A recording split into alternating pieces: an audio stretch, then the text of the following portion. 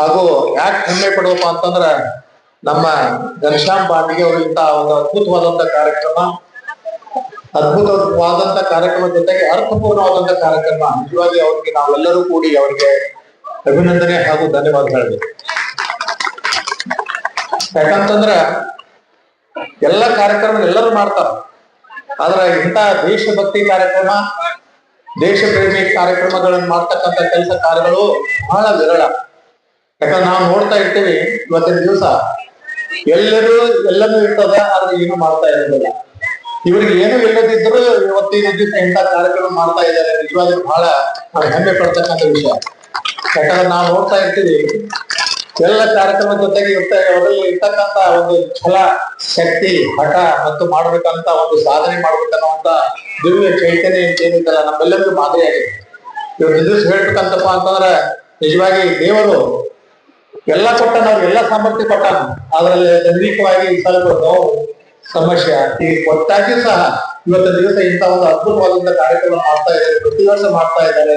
ಜೊತೆಗೆ ದೇಶ ಪ್ರೇಮಿಯನ್ನ ಯಾವ ರೀತಿ ನಾವು ಹೊಂದ್ಕೋಬೇಕು, ದೇಶ ಪ್ರೇಮಿ ಯುವಕರಲ್ಲಿ ಯಾವ ರೀತಿ ತುಂಬಬೇಕು ಅನ್ನುವಂತದ್ದು ಸಹ ಯುವಕರಿಗೆ ಒಂದು ಮಾದರಿಯಾಗಿ ಕೆಲಸ ಮಾಡ್ತಾ ಇದ್ದಾರೆ.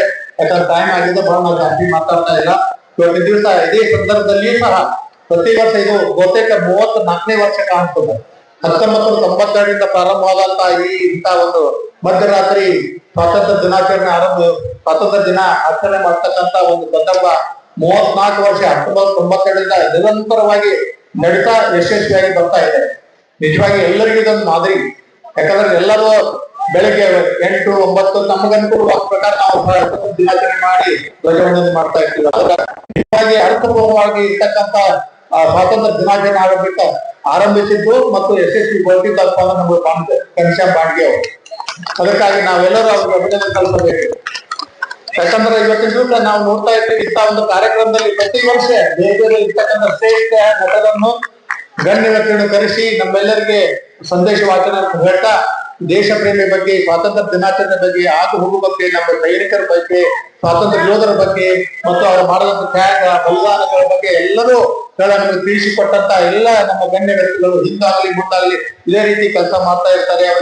ಅವರಿಗೆ ಎಲ್ಲಾ ಕೆಲಸ ಅವರು ರಚನಾತ್ಮಕ ಹಾಕಿಕೊಳ್ಳುವಂತ ಎಲ್ಲ ಕೆಲಸ ಕಾರ್ಯಗಳು ಅವ್ರ ಜೊತೆ ನಾವು ಮತ್ತೆ ನಮ್ಮ ಬಸವೇಶ್ವರ ಬ್ಯಾಂಕ್ ಸದಾ ಸಿದ್ಧ ಇರ್ತದ ಮಾತನ್ನು ಹೇಳಿ ಅವ್ರಿಗೆ ಇನ್ನೂ ಆಗಿರ್ತಕ್ಕಂಥ ಕಾರ್ಯಕ್ರಮ ಎಲ್ಲವೂ ಯಶಸ್ವಿಯಾಗಲಿ.